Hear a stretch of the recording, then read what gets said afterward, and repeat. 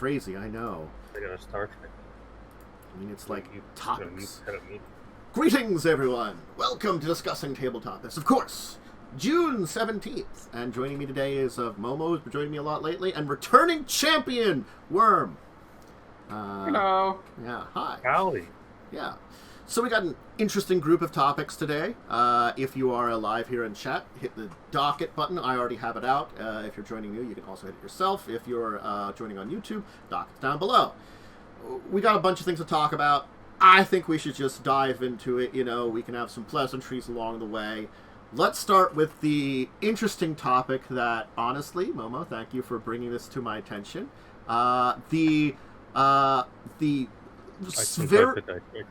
Very deserved death of new TSR. It didn't last Full screen long. black. Yeah, you might be full screen. Oh, Yeah. yeah. It happened. Man, it's such a weird problem. It's something with the OBS capture and Discord So capture. bizarre. I don't know. I maybe restart. Is the Discord capture on top of the internet capture? Well, that's the thing is, when it's not full screen, I can have things over top of the Discord and it doesn't matter. But as soon as it goes full screen, it somehow cuts the Discord, but only on the video, not people who are sound only. Because Momo's purple square shows up still. There. Yeah, it's just the video. That's a good people. point. Yeah, it is just the video. That is the very strange bizarre. part. Yeah, it is a very strange part. Anyway, but TSR is dead again. yeah, it's this thing that's like it's both like, I want to say unfortunate, but it was that unfortunate thing that the version of TSR that returned was like the essence of TSR. It was the bad bits. The bad bits of TSR jacked up to 11. Yeah. Because like a lot of old TSR, which was bad, could be to a degree honestly blamed on 70s, 80s, 90s. Yeah. You know, we look back now and we say, yes, that's bad stuff. And there were some bad things TSR did. You know, their sue-happy mentality wasn't great for, you know, third-party material. But regardless, when it was coming back, I don't think anybody wanted, like, those horrible bits of it coming back as the forefront, unfortunately. Yeah. I don't know. I feel nothing. I'm just, like, glad another more shitty people don't have a platform anymore. Yeah. They only made, apparently, for the first, like, half of this year, only made, like, $600. Which is wild. And their total legal debt, I believe, is currently at, like, $400. So they're not coming back, I don't think. Mm-hmm. I don't think they have enough assets to afford, you know, any of that. Yeah. It's definitely one of those things that's sort of like, we really didn't need this to happen. There's plenty of bad things that happen. We didn't need, you know, horrible racist / transphobic people coming in and trying to enter the role-playing sphere and honestly trying to sully, like, the name of older RPGs. Like, I didn't know Star Frontiers.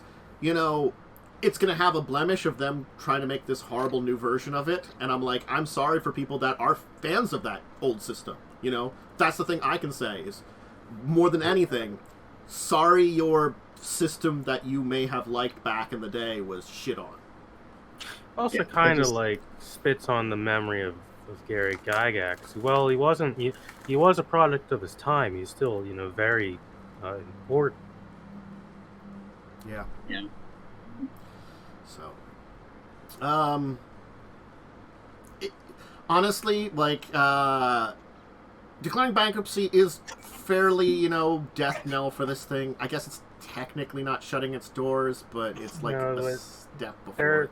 They're going up against Hasbro lawyers. There is no way they survive this. Yeah. Yeah. Hasbro can drag this out until they literally have no money. Mm-hmm. Farewell, new TSR. You shouldn't have existed. Really shouldn't. Good riddance. Yep. I mean, I'm not sure what else there's to say on this, basically. I mean, I found it funny in this article that they're like, oh yeah, apparently they sued Wizards for Star Frontier, and then, like, they're like, we'll just make our own, and then Hasbro's like, by the way, you're using our logo. Yeah. That we technically own. It was just such a bizarre series of events. So it's just like, nail in the coffin. You linked Link. because I think we may have talked about this before. We talked about this when it was on Kickstarter. Yeah, Because it is a well-known publisher / streamer who's doing this. but now is officially out. It is the Pre-orders officially. It's a book that asks that its title asks the question we all ask ourselves in playing D&D: why slay dragons when you could be fishing? It is a book dedicated to fishing. If you're like me, I'm a sucker for any kind of fishing minigame. Look, it's one of those memorable things that, like, I can say safely, our role-playing experience was in Buccaneers. Umber's character fishing and catching turtles and stuff. So much fishing. He was terrible at it. His character was, but it was funny. But yeah, it's just a book about fishing. There is a streamed game of the same title as the book that shows off a lot of the mechanics.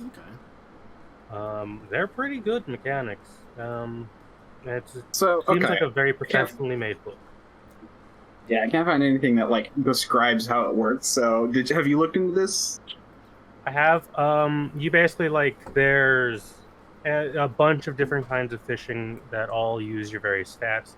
There's arcane fishing, which uses your casting stat. There's bomb fishing. There's fly fishing, which is dexterity. But there's, like, a lot of fish and items that are added in with this, and more better crafting rules as well.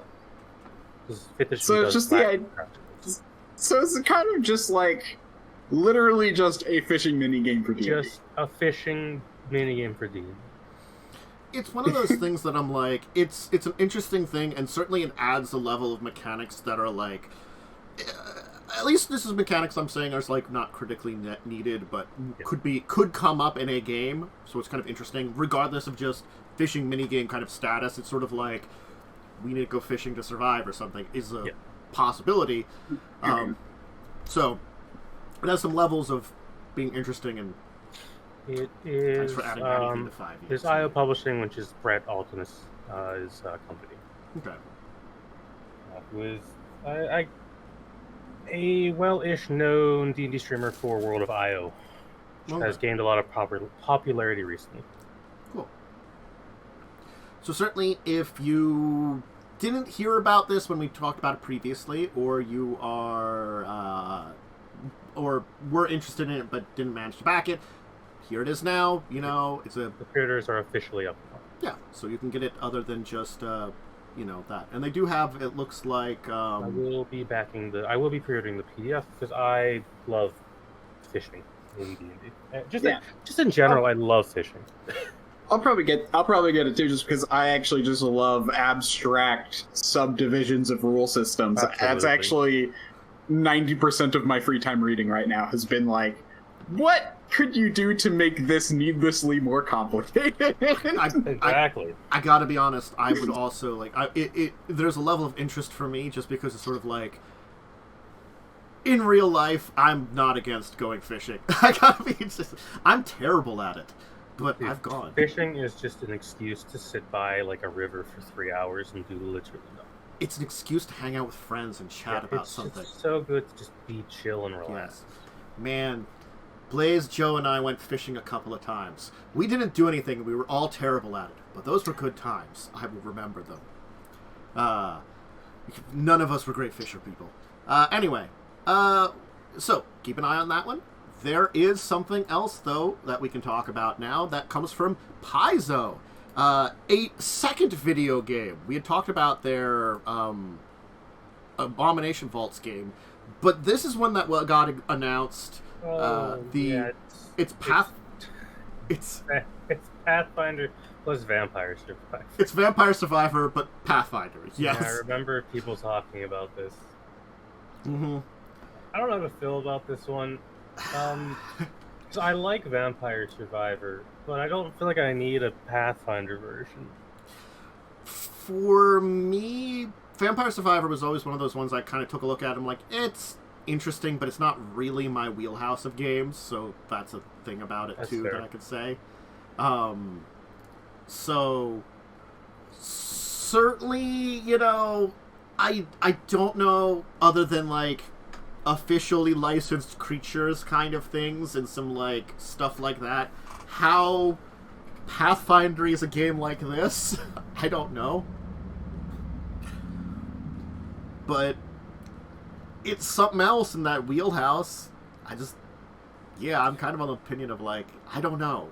Interesting, but... What I'm truly interested in is I want to see an RPG using the TUI mechanics. That's what I kind of want. That'd be fun. Because I wasn't a big fan of Kingmaker, and I know I wouldn't be a fan of the other one. Yeah, the gameplay kind of looks like, if I had to put it something, it looks kind of like Diablo. Yeah, it's the unfortunate thing that, like, the games that we're getting coming out for Pathfinder currently are very different in wheelhouse. Yes, the old two were 1E, and they were tactical RPG thingies, sort of stuff, and a 2E version of something like that would be interesting. Yeah. But, you know, I'm okay with more types of games. It's just I like that they're trying new stuff. Yeah, it's just some of these are like... It seems like they're just trying to expand into video games. Yeah, I think that's fine. Interesting choices. I agree. Yeah, and expanding in video games is fine too. Yeah, certainly. So... And they can't do worse than, what was it, Dark Alliance 3 or whatever? It can't be that bad. So whatever the newest Dark Alliance game was. Keep an eye on it. It'll be coming out later on this year. And if you are a fan of Vampire Survivor, maybe you'll like this. Or if you want to check it out and just see if it's the type of game. There's a Steam page, how much they charge. Yeah, it's always hard for, like, these big... Oh, sorry. It'll really depend on the price for me. They don't have a price listed yet. Yeah, that's true. Price will make a difference. Just up for wish list. It'll depend for the both of them, the Abomination Vaults and this thing. Yeah. Like, the one thing I kind of think when I, like, see kind of, as I see Paisio trying to make video games right now, is it actually is kind of hard, because, like, most studios start small and then grow as their stuff gets popular. If you're big and you're trying to switch into a new thing, it actually makes it harder because you have all the attention and all your flaws are, like, obvious, whereas you don't have... Like, their games will get better as they go on. Like, a studio learns how to, like, manage itself better in this area. And as they do that, their games will improve, there will be less bugs, they'll be more fun, you know, that kind of stuff. So, like, it's good that they're just trying to expand into a new sector, and it's going to take them some time, and who knows if this will be good. It might not be, but... Hey. Yeah. I'm down. The experience. Yep. So, alright, we can move on, though. There are some more topics. This is a interesting one that I wanted to mention because it's very generic, but in a good kind of way. So, someone is doing 3D printable meeples for board games and TTRPGs. 160 unique 3D printable meeples. So they're like very simple little image things, a whole lot of them. They're for 3D printing. It's funded. Like, if you have a 3D printer and want to have, like, little, probably nondescript, simplistic figures for your both average tabletop or even your role-playing games, that's what it is. I think this is cool because, I mean, I have the current issue of, I have all of these generic NPC people who will never appear more than once. What do I represent them with on a board, right? Yeah. So I think simple stuff like this is pretty good. I actually, yeah, I mean, I kind of do the same thing. I usually like make a symbol that represents like nondescript characters. I could only introduce a skeleton so many times before it's boring, right? Yeah, and they have quite a selection of, it looks like, different types of things that they're creating.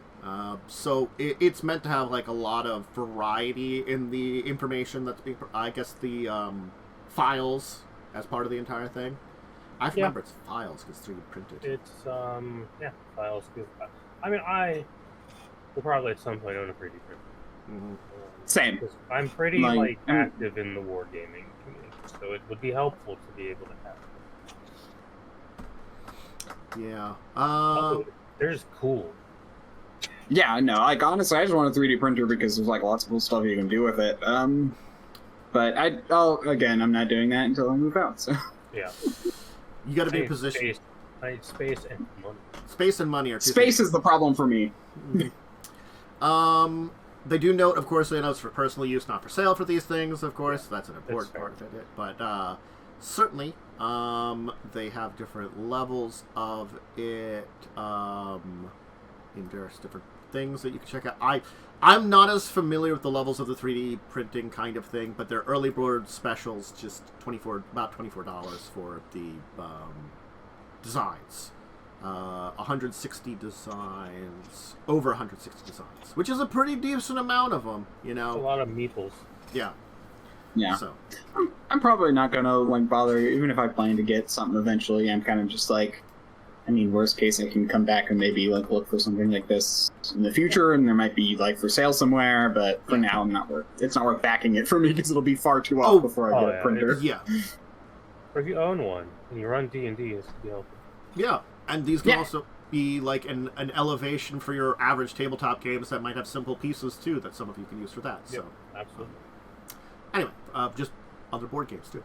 So that's a very interesting one. Check it out if you're interested. And yes, I would recommend if you have a 3D printer or plan to get one in the near future, then it's kind of the thing for you. If not, yeah, you might want to wait. So and it's funded anyway. So Monty Cook Games has put out a fast-paced, zero prep, as they call it, RPG experience in the game. Who the Devil Are You? So the idea is it's meant to be like a quick game. You can start with an image prompt that sets the scene. Any prompt, sci-fi, fantasy, horror, modern, or even weird or comical. Players elaborate and decide what the scene depicts. What happens, who's there, why. Then they build characters ready to engage with the situation they create, while the GM takes what they've come up with and sketches out conflicts, some basic plot, and a few details.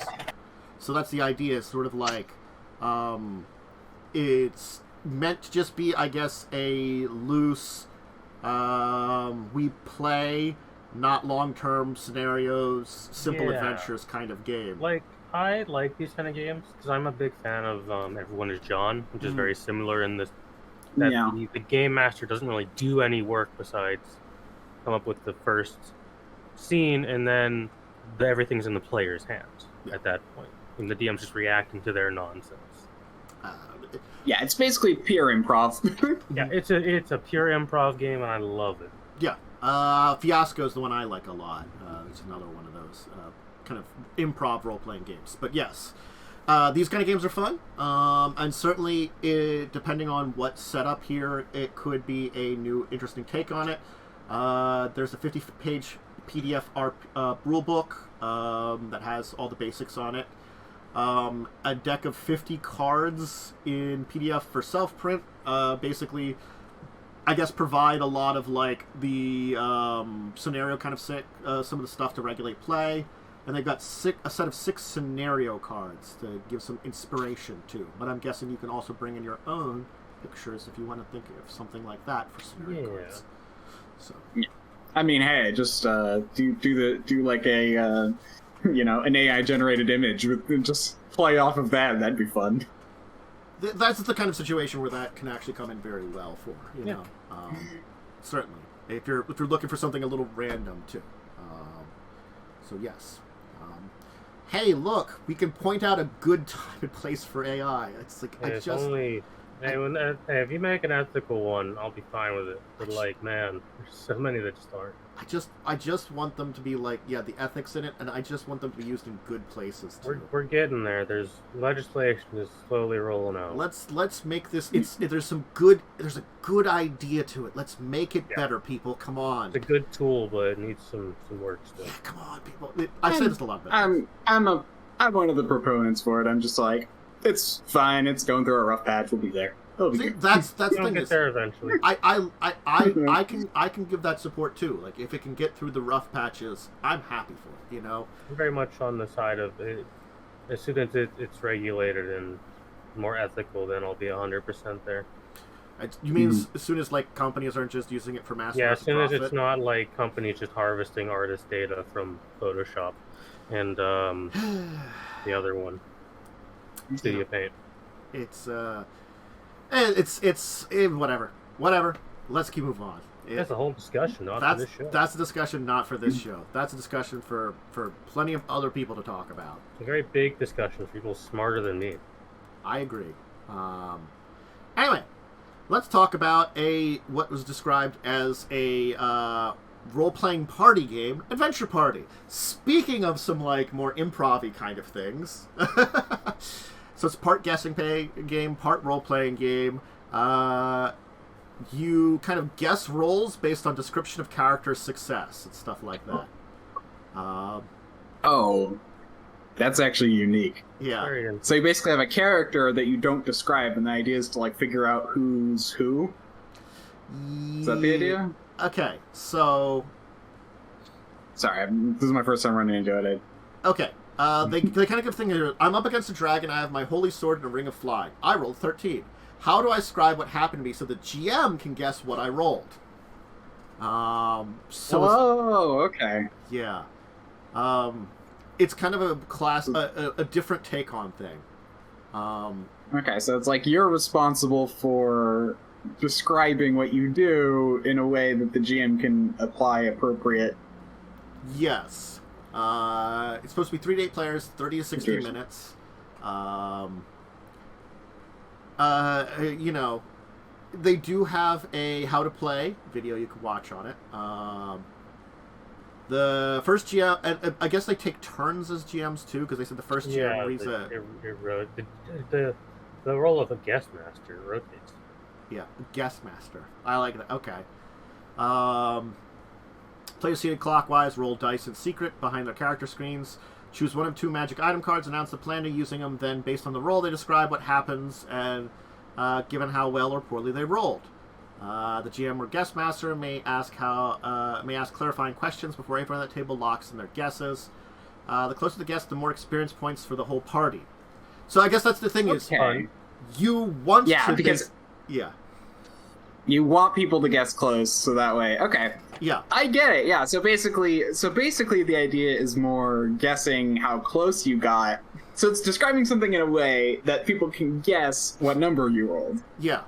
So like yes, I guess it kind of both kind of matters sometimes for like the story part of it, but it doesn't because like it's sort of like whatever I roll, I've got to like, you know, use the things I have and make this kind of description of it. The, you know, guest master at charge will kind of like ask some questions to clarify everything. Everybody guesses. We all earn some like experience points for the table kind of thing.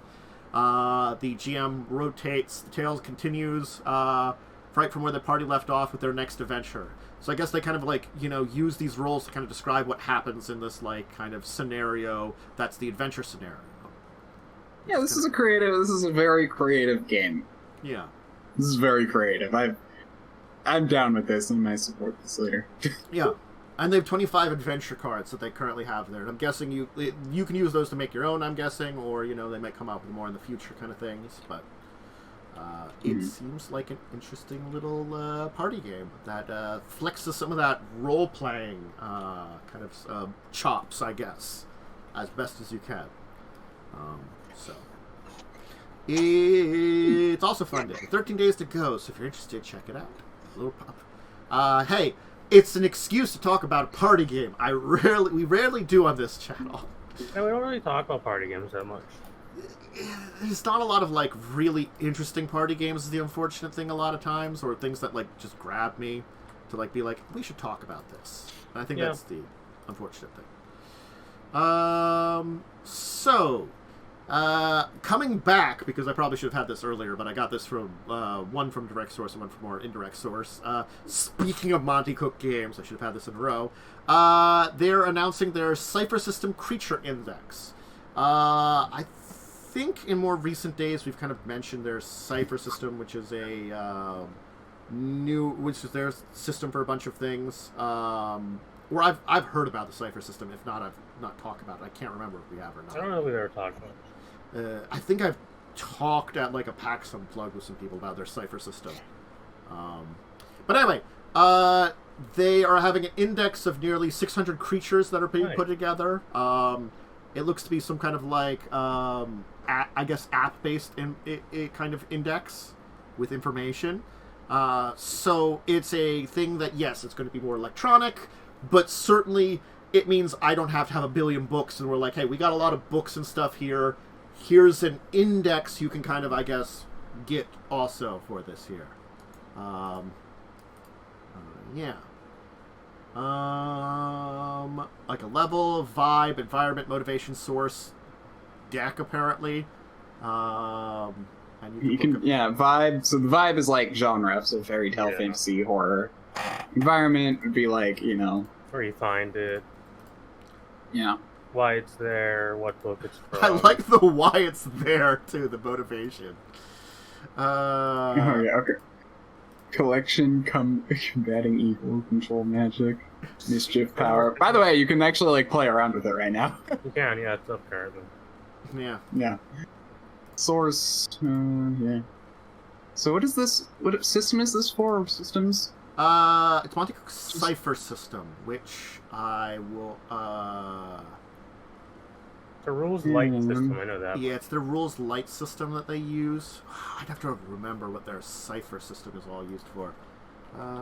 Cypher System Rulebook. Because I definitely remember talking to them about it at some point in time.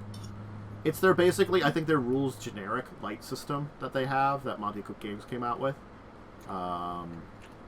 So I think that's what it is. Yeah, it's like they use it for a lot of their so bunch of their systems they do stuff with now.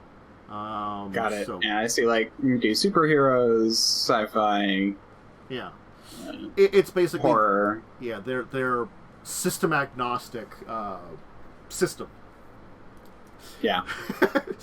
And so it's cool to have like a creature. It's like again because like it is a huge amount of genres and stuff. Having like 600 things compiled in one place where you can easily look at them really probably helps, because using a system agnostic system, what the hell are you going to pick up sometimes?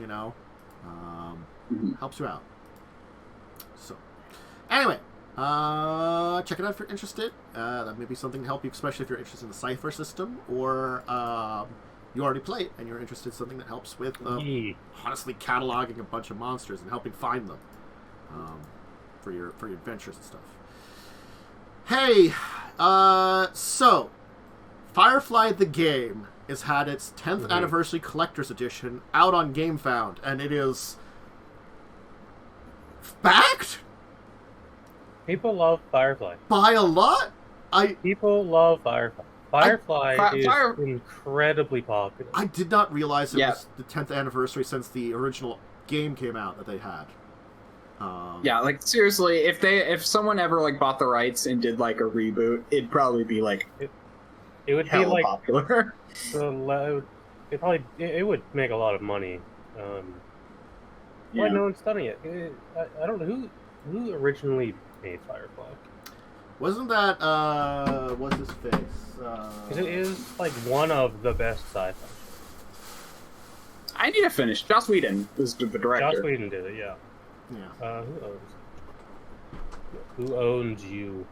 That's a good question. Company. I don't know. Company. Fox owns it, aka Disney now. Oh yeah. Yeah. Okay. 20th Century Fox. Yeah.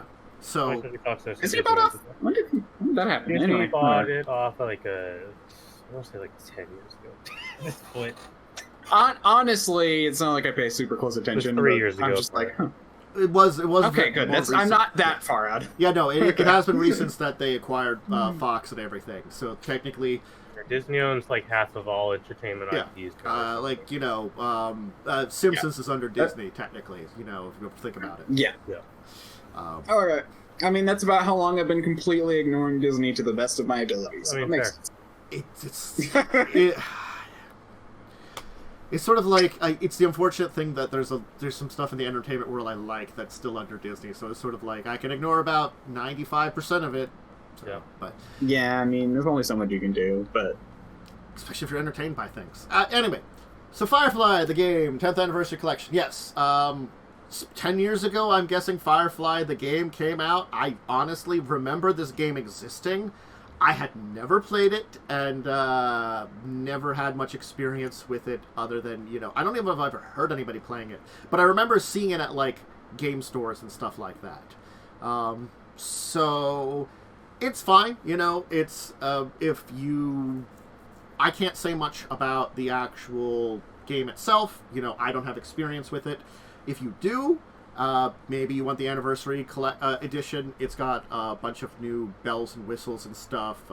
It's got this big old box that's like, honestly, it's like a gigantic It's a star map. Yeah. It's I mean, honestly, it's the map of the you got universe, right? Like where the game or where the show takes place.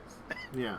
yeah. And you gotta admire any board game that includes like a storage system in their box. Absolutely. It doesn't happen enough, but they did, and that is, gotta give them props for that.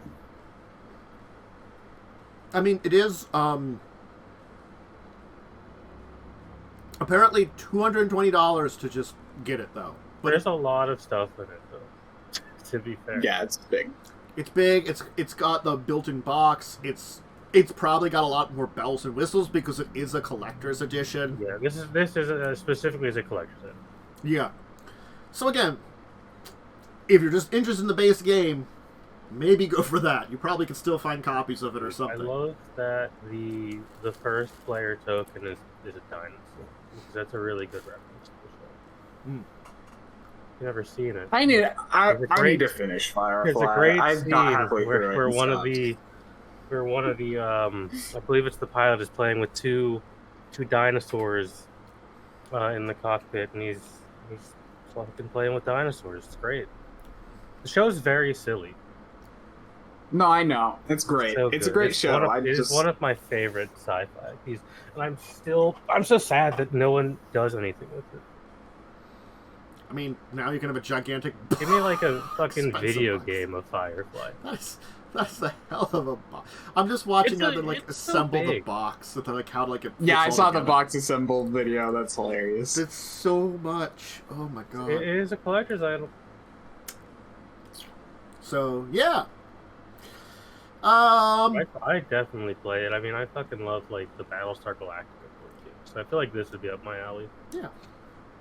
So again, 10th anniversary. It's out there if you are a Firefly fan, and maybe this is free. There's definitely a lot of people out there that this is for you. If you're interested in it, hey, I got the link there. Speaking of IP that's getting things. I don't know a lot about this, but I know this is has some popularity. There is also another thing on GameFound that has been funded by a lot. There's a Stalker board game. Yeah, people love Stalker. I mean, there's a new Stalker game coming out eventually. I've heard about that. It is unfortunately delayed by an ongoing conflict. Yeah. But yeah, Stalker's is insanely popular still. Yeah, it's just so funny. It's like I think I tried playing it once, and I'm like, man, this game just feels so old. It is. Oh, the original game is ancient at this point. Yeah, I know, but it's just like it just feels old.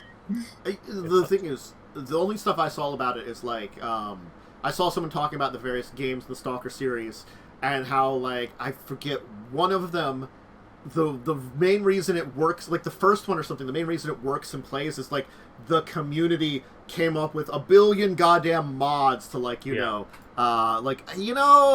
this first game really needs some love because it sort of mostly works and has some great ideas. I don't know. The third one is the one people mostly remember.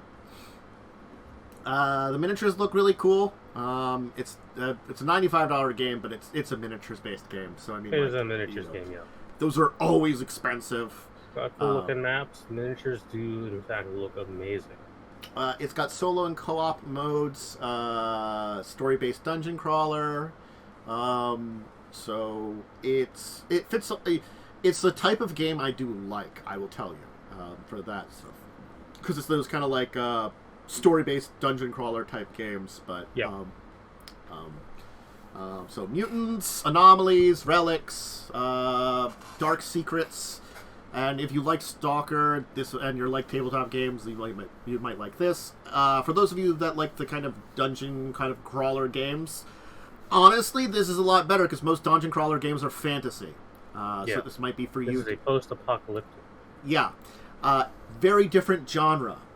That could be something to reinvigorate your. You are inside the Chernobyl exclusion zone. Yeah, that's the whole game. Yep. Basically. But it's also got like weird. It's got actual mutants. Mutants, not like the real life one. Not like the real life one, which is boring. Yeah, and like dimensional anomalies and stuff, and other weird stuff. Yeah. And it's like there's like reasons to go into the exclusion zone to steal stuff because like it created valuable things that people want. You know. I think the whole idea of a stalker is that like you go in there to like you're someone who goes in to get things and then get out. Yeah. So certainly, if you're on your wheelhouse, hey, it's another thing I'm shouting out there for your wheelhouse. Now, I'd have to check who... I was fairly certain they were the publishers of this, but not the owners of this. But officially now, Modiphius Games has actually acquired 5 parsecs from Homes and 5 leagues from the Borderlands.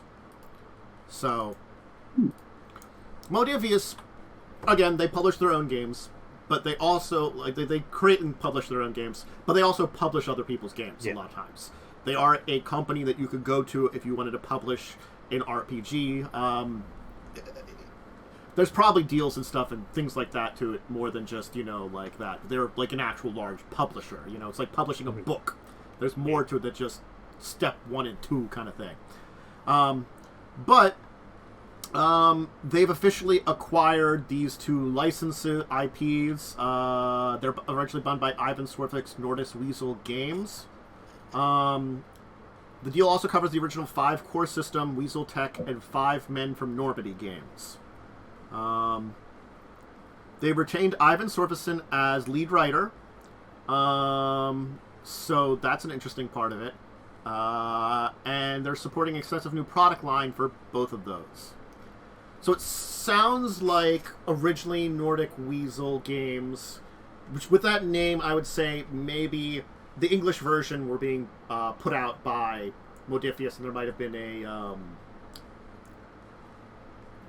I guess, Swedish, Norwegian, Scandinavian in general version of it that might have existed. I'm guessing Nordic Weasel Games sounds like that, unless they're just tricking me. I mean, I'm pretty sure the guy is Scandinavian. Yeah, his name's Ivan. No. By descent, apparently, maybe. I'm trying to look into it. I genuinely don't know. However, I believe I have played 5 Men in Normandy. Okay. I looked it up. It's a historical miniatures game. Okay. Which I do play commonly. Okay. Or used to, rather. When I actually left my house. Yeah.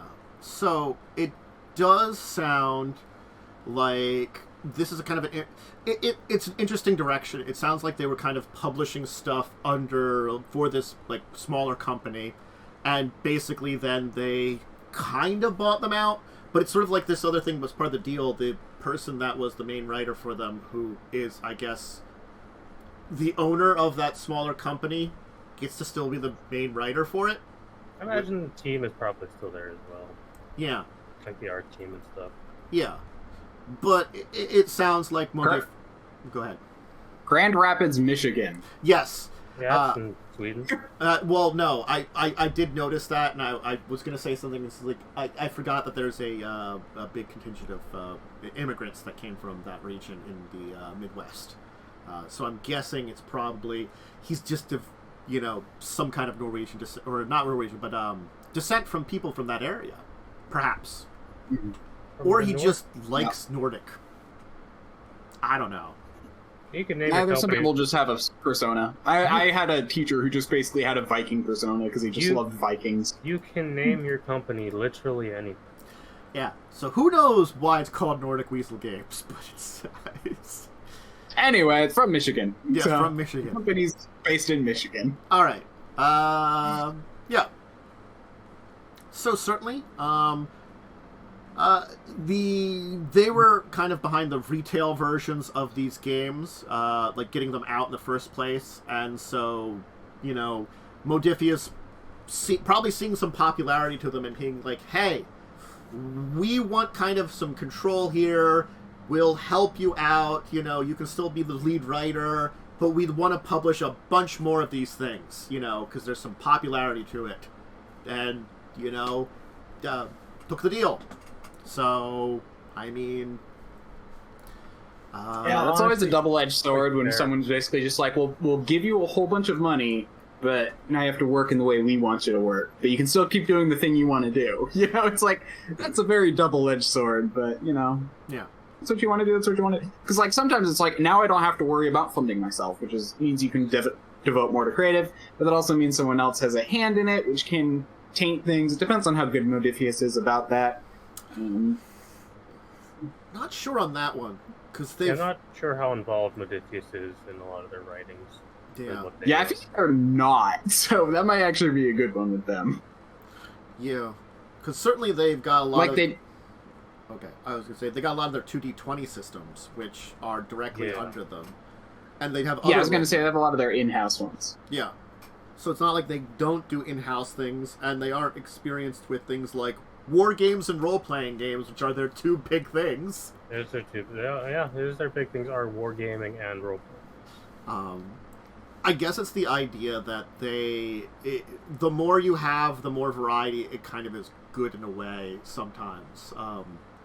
Especially because, like, in big market share people in a lot of these types of games, role-playing games and war games, are hard to be. Because, I'm sorry, RPGs... You're never going to beat D&D, and you're not even... It's even hard to beat, Pathfinder, who's, a not even close second place, Yeah. I would say. And for war games, how the fuck are you going to even compete with Warhammer? Wargaming's actually has a lot more market around because, Warhammer's the big one, but, Warhammer's a very specific type of game. Versus, then there's historical, there's fantasy. There's just generally more. Okay. For wargaming. So, there's not any company that owns the biggest market share, really.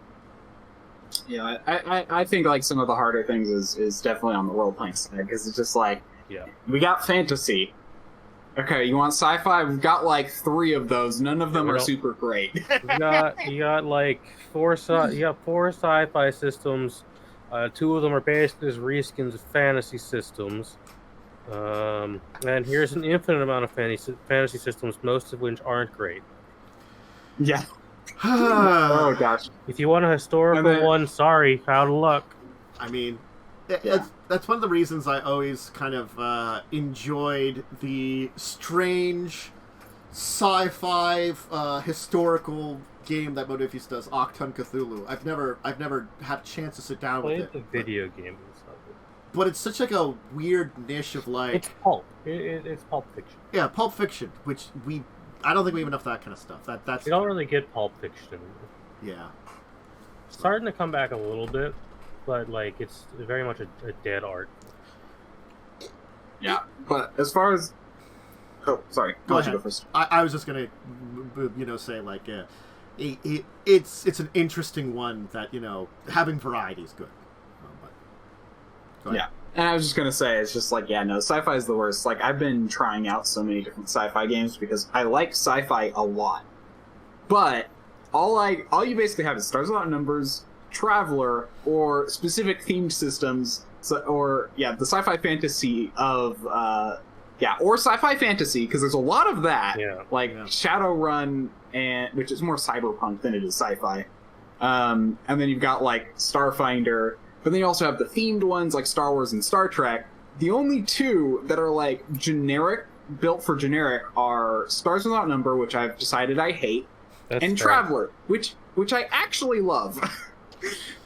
Traveler was okay. I think Traveler, when with our experience when you were running it, it felt like, from my previous experience with Stars Without Number a number of years ago, it felt like it was a lot similar to that, but it was like taking that system and fixing a lot of the problems. As someone who has played Stars Without Numbers fairly recently, it sucks. Yeah. Yeah, no, I hate it. It's yeah, go ahead. It's so clunky, and like it's basically, it takes almost the concept of like D&D like second edition or like advanced D&D, and then doesn't improve on anything, and then adds some sci-fi elements. It's just a classic D&D game. That's it. It just is with a science fiction coat of paint.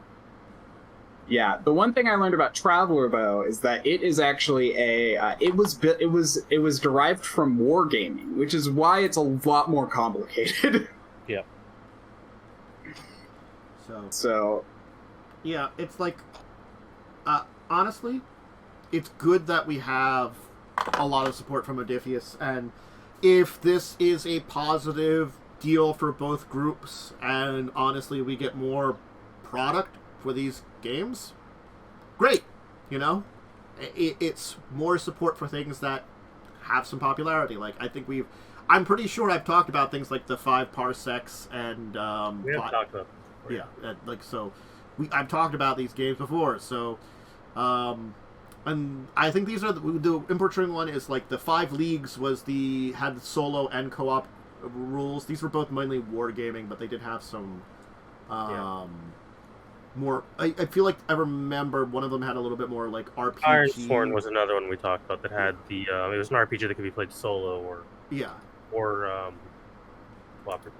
But I felt like these also had these were a little bit more like Wasteland Warfare, that they had like their war games with. These are war games. Yeah, war games, but with like a RPG like element to them or something. I think some of them were like that. Anyway. Yeah, I think like 5 Leagues says adventure wargaming, whereas the other one just says wargaming. Yeah. So. Oh no, the other one says adventure wargaming as well. But anyway. I assume it's kind of like it is. I think that's the kind of. I think that's what like a what the Fallout Wasteland War for is. It's an adventure war game. Too uncommon for wargaming to have roleplay elements in a massive campaign. Yeah. So that's kind of cool. And it is definitely something that I'm glad to see more of. Anyway, one final topic for today. We got something from Free League Press. Free League. They have some books for their Forbidden Land series. The Book of Beasts and The Blood March. Which, one's a bestiary. I mean, if it wasn't, then the name is kind of deceiving. A little weird. And the other is a campaign book expanding the game world, and includes a full campaign that you can play. The Blood March book. Nice. I think we've talked about Forbidden Lands here and there before, but like these are 2 good products for the line. A bestiary, a campaign book. These are the kind of things that honestly you want for an RPG. It's like, oh hey, I got a bunch of creatures that we can use, and oh hey, if I want to be able to test out the system and see how it works, here you go. Here's a campaign. I can see how you want it to run, especially a longer one.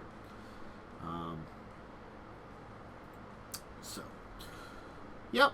Not much more to say about that. The Blood March is just kind of expanding on the strangeness of the Forbidden Lands. So it's kind of a new adventure.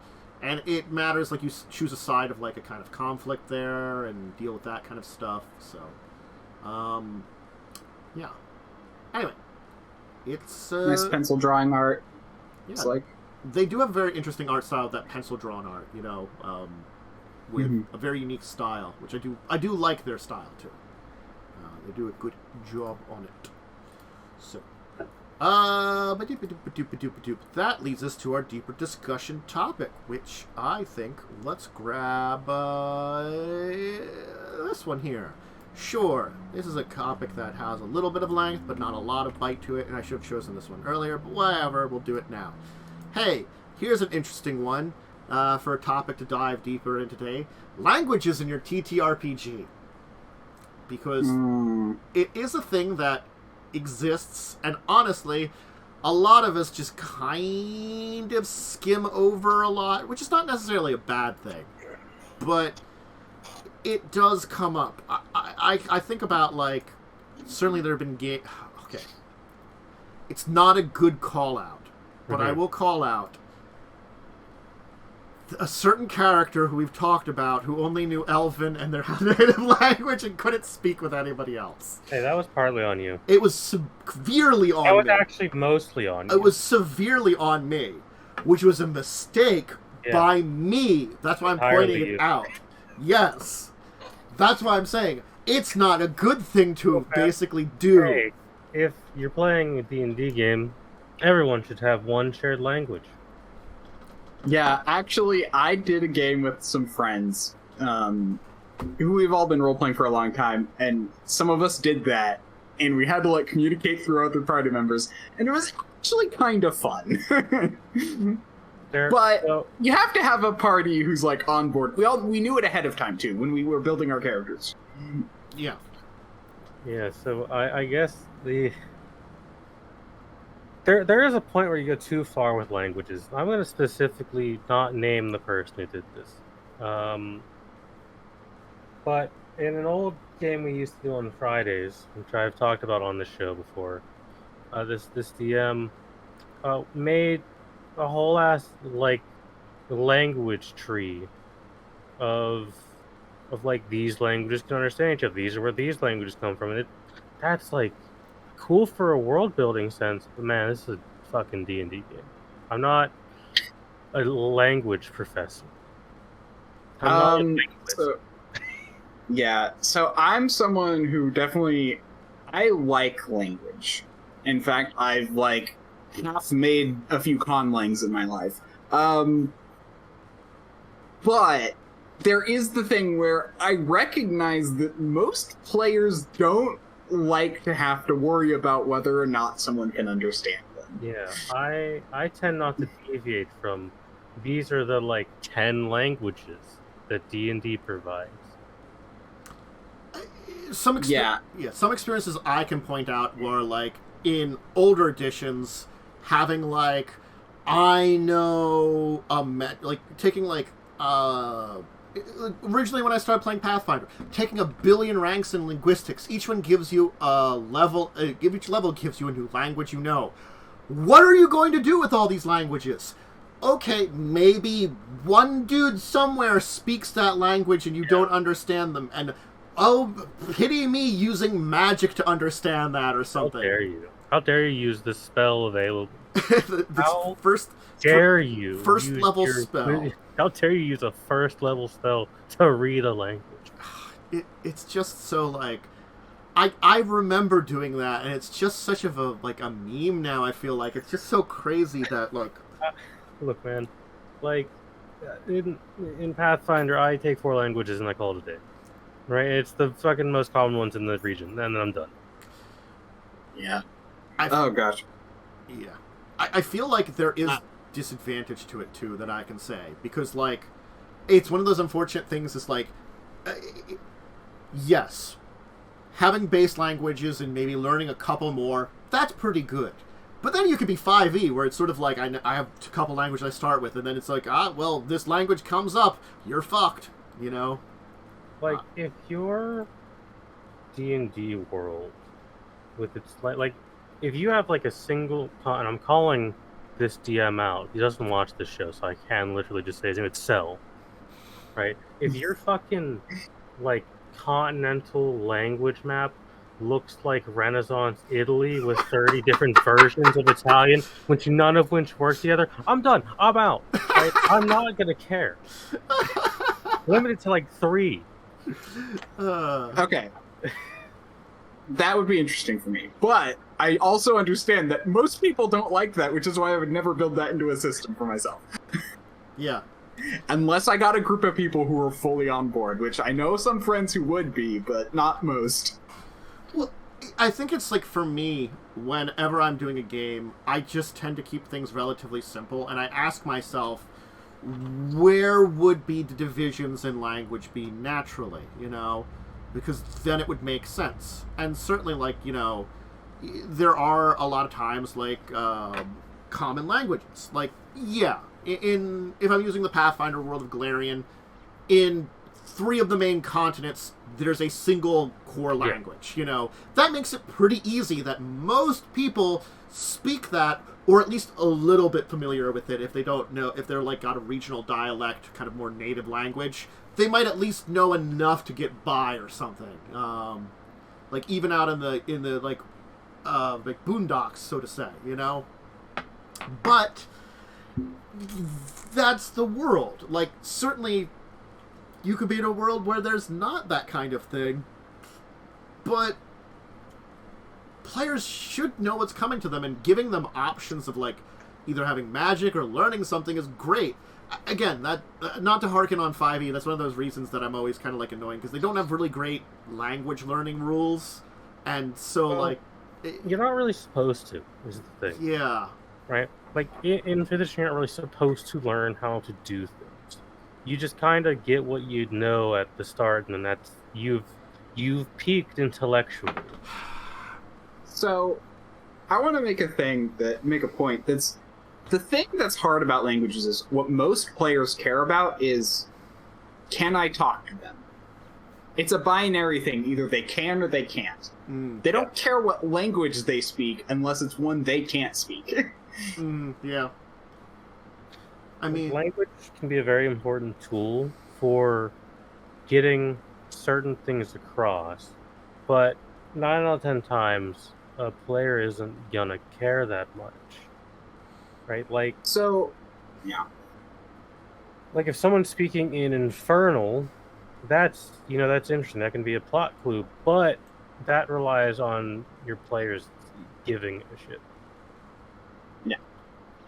And certainly you can build that into the story of, you know, understanding, you know, the language makes a difference. And certainly, like, if someone's traveling to a far-off region where I'm like, hey, they speak this language, you know they're speaking this language, then that might be important or something there. And, you know, there can be ways that you can make players care more, but certainly, yes, I agree, it's sort of like, you as the person in charge have to take the extra effort to set it up that way, because otherwise is this an inconvenience for me? Have I already solved that problem?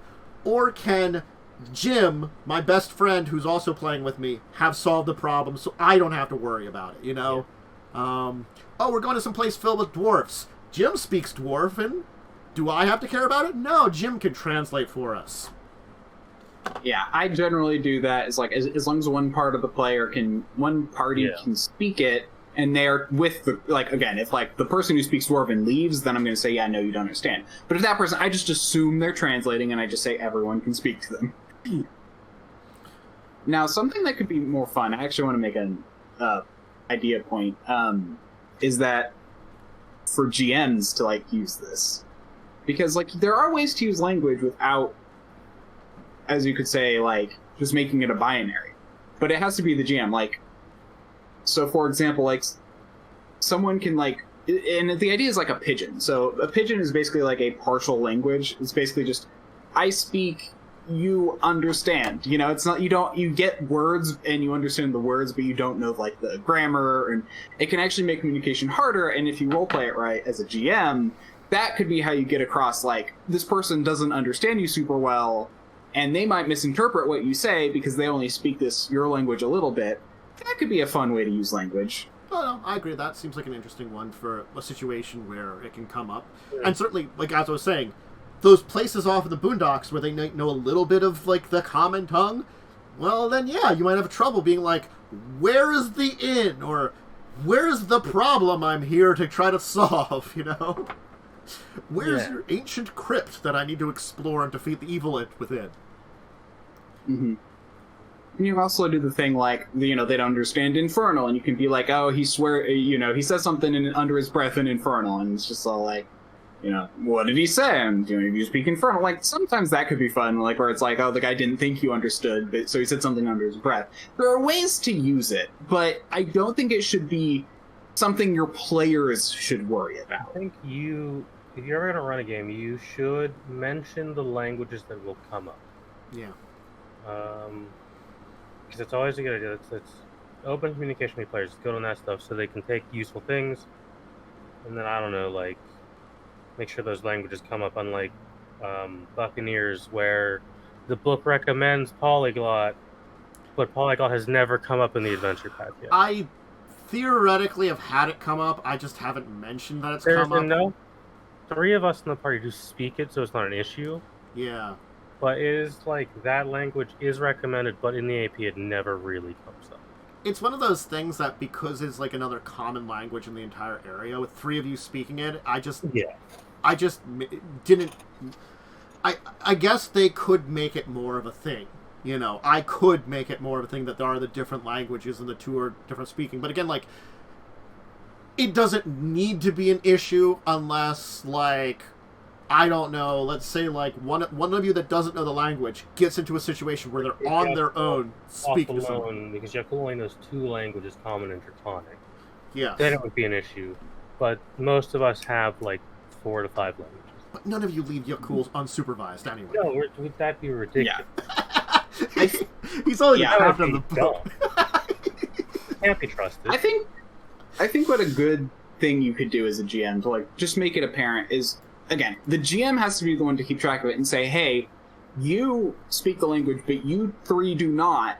So if you guys get separated, you will not be able to speak. You have to make it clear and apparent, because that's all the players care about.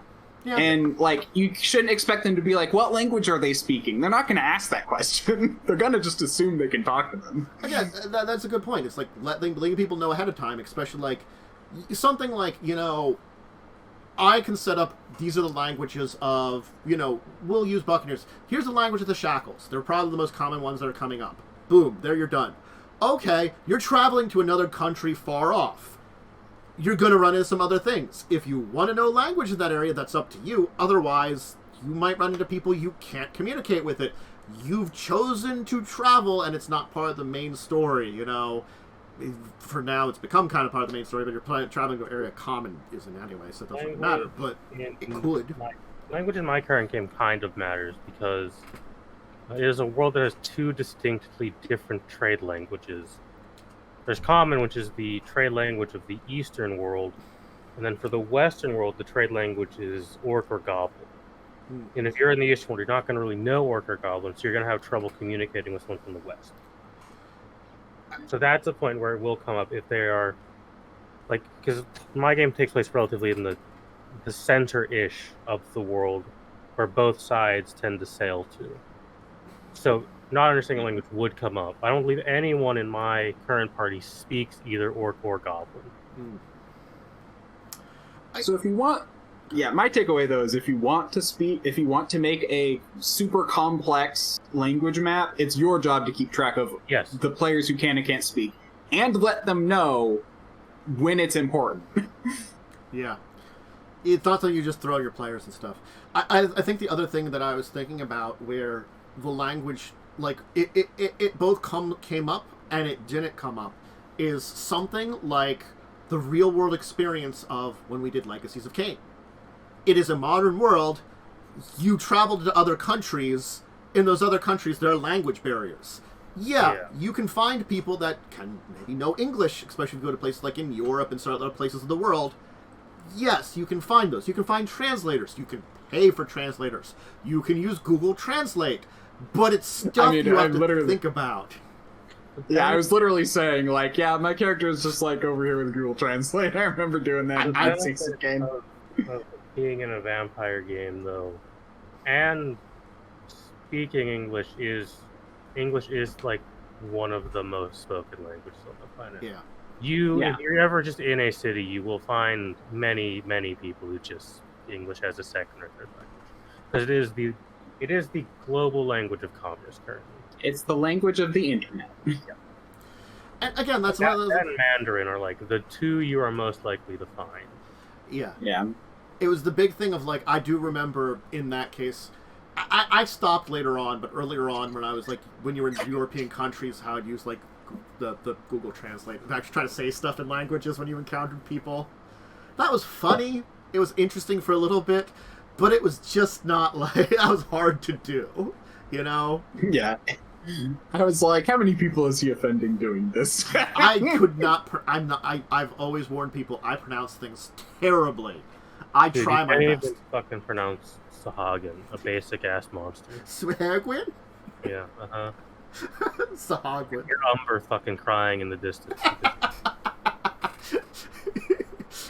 Oh god, no! Like you pronounced that the other day, and I was just like, Well, like when you say it, I remember it briefly, but then I'll forget and be like, like at this point, I don't know if it's a bit or not, or if you just can't say it. And you mispronounced vitiligo the other day. Yeah, like I don't know, are these just bits, or are you just like? That's actually an issue. I think it might be something in my brain just shuts off the ability to say that. Like as soon as you when you said it, Sahagwin. Did I get it right there? No, you didn't. Damn it! Like, I've already forgotten what you said is the problem. Like, you said it in front of me, and for a minute I could say it correctly, and then it just left my brain, and I'm like, how do I pronounce that again? I don't know. Sahagwin. You need to play more fucking Final Fantasy, Tantus. I don't pronounce it in there either, probably. Sahagwin. Look, I will try. It's just something that takes me such a long time when I actually try to learn something. And honestly, I think I was better at it and destroyed it with this game. Like, I made fun of it so much, my ability to pronounce it just you, like, embraced the bit too hard. It did, and it destroyed my memory. You gaslit yourself. I did. Oh, God. But yeah, no. I think it's one of those interesting things that, like, language can add a level of culture and it makes a world feel more alive, but you as the person in charge running the game have to make sure you do it in a way that is not invasive to your players, and they know when something's coming up, so I think it's the best thing I can say about it. It's there, it's interesting, just it's a tool. It's a tool that can be used both right and wrong. I really like languages, so it's something I think about a lot. But, also but most people aren't me. So I also know that most people don't care. I kind of see it this way of, like, there are definitely places I see it's important, and there's places it's less important, And when it's important, I like to bring it up as a thing because it does... I do feel like it's enhancing the world. Like, you're visiting, this place in Africa. What language do they speak? You have to be ready for that. You're visiting, this place in Asia. Or, like, even, like, when we went back to, like, Records of Evil. That one I tried to, like, not have too much trouble with because, honestly, that game had so many, like, hurdles of building a world. When you do time travel, you add an additional layer of language, because languages change. Yeah. Yeah, like, in theory, our characters should not have been able to speak with anyone from the moment, but I also recognize that's not really feasible in a game. I mean, like, I guess I could have been, like, you're speaking, like, ye olde English versus, like, normal English almost kind of thing, We time travel in a different D&D, and we had that issue come up, and it was very quickly swept under the rug because it became annoying. Yeah. And half the time that's what happens. Yeah, it's just an unfortunate thing that, like, it's you sometimes will make mistakes on judging what's too annoying or not, and you just have to, like, you know, if you have to take a step back, take a step back. You know? Yeah. It's perfectly feasible and reasonable to do that, to just, like, you'd be like, okay, we're walking this one back, we're good. Mm-hmm. Anyway, so unless either of you have anything else, I think that's a good spot. So cool. So No. it's an important thing to keep in mind for your games. A good thing to think about. Languages. All right. I thought that was going to be a good topic, and I'm glad I thrown it in there. Good chance to do it. How about we speak about our week in gaming for things like that? Either of you do anything on a Sunday? No. Wait, I mean, so... Okay, so I don't play any games right now, but I could describe the role-playing books I've been reading lately for whatever reason. You've been diving deep into books. We did do a thing on Sunday. We fought a robot man with a French name, and we beat his ass. He's a terrorist. A French robot terrorist? He's named after, I think, like a French philosopher, and he's genuinely an idiot. That's weird. His plans are stupid. They're like, he's like he's an AI against AI being recognized as alive. It's weird. He's a very strange dude. So we invaded his frog mech walker and beat the shit out of him. What? We threw about 30 ion grenades and did many, many crimes against robots. What a weird kind of system of events that sounds like, but entertaining. Yeah, he got his ass kicked, and then we threw his AI core into a random drawer and forgot about it. He's in the prison drawer currently. It's the prison drawer. He will get out and destroy you one day. Mortals, I will destroy you one day. Anyway, we're gonna throw him into the sun or something because he's rude. He's too sassy to be left alive. God damn it. It sounds like me being on an average day. I keep making evil people sassy.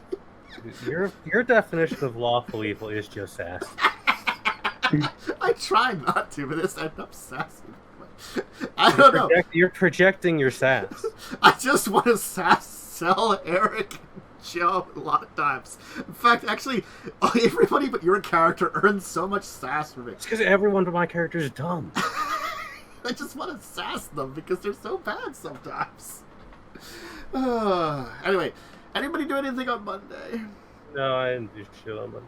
Tuesday? I didn't do anything until Wednesday and Thursday. Hey, Wednesday I had Buccaneers of Shackled Sea, which you can catch live. Yeah.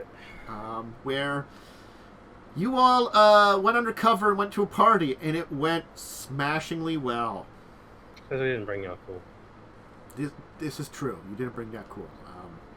It probably would have gone worse with that. Yeah, I say probably. He's much more suspicious than the rest of us. He doesn't have acting skills. He doesn't have acting skills, and he's covered in illusion magic. He is indeed. Which is very easy to identify. Yeah. Anyway. Good times were had. 1 or 2 sessions should finish up that entire branch of the narrative, honestly. Because honestly, the next time you're gonna that entire mass battle thing that was gonna be with the Chilaxi fleet, I'm just gonna have like 1 or 2 sessions of that too. Because honestly, like I'm just gonna skip over so much of that. They might get breaking into the fucking Thieves Guild again. You might get derailed, dude. Oh my God, I just leave the goddamn thieves alone. What? It's like we'll get back to you. Okay, great. Let's break into their place. You know, it's like they said they would get back to you. What the hell are you wrong with you? The favorite part is that the other players made a conscious decision that excluded me from the game for 2.5 hours. They really did. Oh. Anyway, anything on Thursday? Yeah, I ran my game on Thursday. Eric joined. We got his character. He's a dwarf with a gun. Ooh, dwarf with a gun. Classic. We interrogated a pretty boy succubus. Or incubus, rather.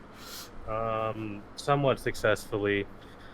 They arrested him. He didn't really do anything illegal. I mean, the party more did the illegal act by impersonating police officers and breaking into a warehouse, but we're gonna look past it. They tend to do that. And then they thought he may be a crime man, but he does legally own a warehouse that he broke into. As claims to be cops, you're like, we're the cops. We're breaking into your really cops. You're magic cops, which aren't real cops.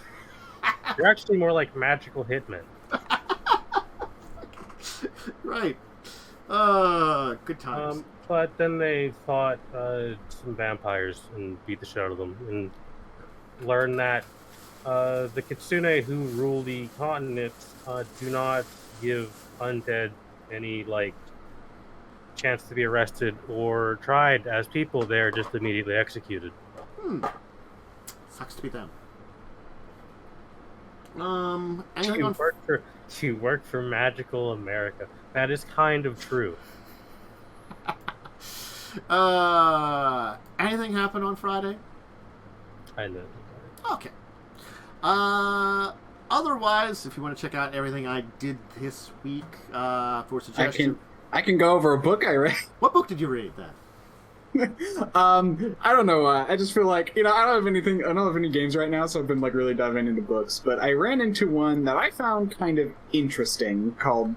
It's a Traveler Mongoose 1E supplement called Dynasties, and I actually found it really interesting because it's basically just more. I mean, it suggests it's here's a fun game you can play with your group after a campaign's over to see where their thing. I'm like, no, this is clearly made for GMs. This is much better thought of as a way for GMs to track how conflict happens between major political powers. And I'm like, it's kind of nice that it has rules for it, because sometimes you can just make decisions, but I as a GM, I'm like, what if I just want to I don't really, I don't know. Sometimes I'm just I like to determine things randomly sometimes because it's more fun to kind of play things out. Yeah, that's a fun thing, and honestly, sometimes your players can have accidental influence on that, so, they cause that, drop in the bucket that has the ripples, which, get bigger or something, kind of thing. That can happen, too, so I can see that being useful. So my thought is just, playing it out would be useful, so I read the book through, and I, just made some example dynasty. They call them dynasties, even though they're really just political powers. It's just we're going to use dynasty for any kind of, It's the Dune shit, it's the Dune idea. Yeah. Everything's a dynasty. Thanks, Classic Dune sci-fi model. Thanks, Dune. Anyway, that's the book I read this week. First 3 of them are great, the rest are not. Neat. And I'll probably continue reading books, so if I join and I haven't started any games, I'll probably share a book that I read. If you missed it earlier this week, Tuesday, I talked about the Star Trek Adventures, I Want More Species guide, and the more species you can play from Beta and Gamma Quadrant. On Thursday, I took a deep dive into Galarian's own alien infestation, aka elves. Yep.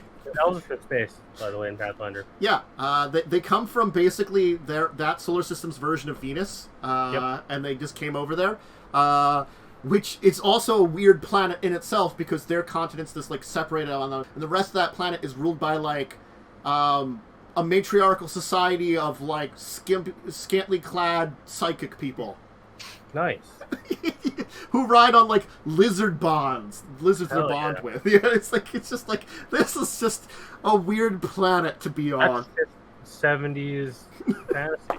It's 70s fantasy, and then there's these weird natural natural barriers that keep this small elf continent out of the way where the elves originally came from, and then also came to Galarian. It's a crazy story. I like it. And then earlier today, if you missed it, I talked about Bastet, the werecats in World of Darkness. So if you want to play a cat person in World of Darkness, I talked about it. Meow, meow, meow. If you ever want to talk about Fallout and the Fallout RPG system, you're probably going to need me on for that one, I feel like. I know too much about Fallout. That's the thing of deep diving into Fallout lore. That's a whole thing. A lot. It's fun. Anyway, alright.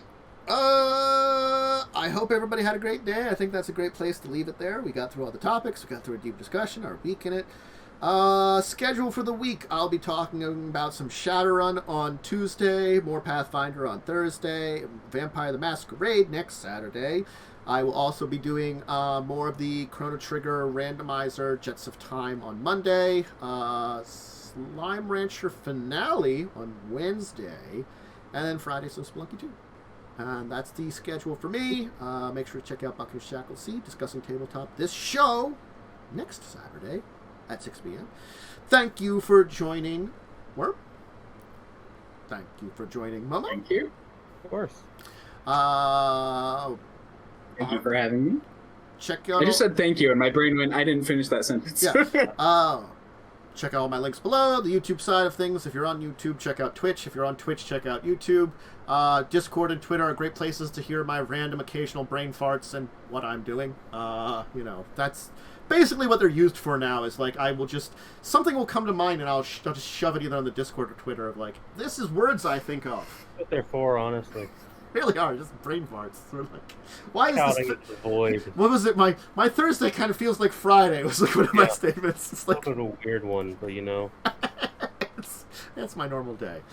Anyway, bye everybody. Farewell. Bye.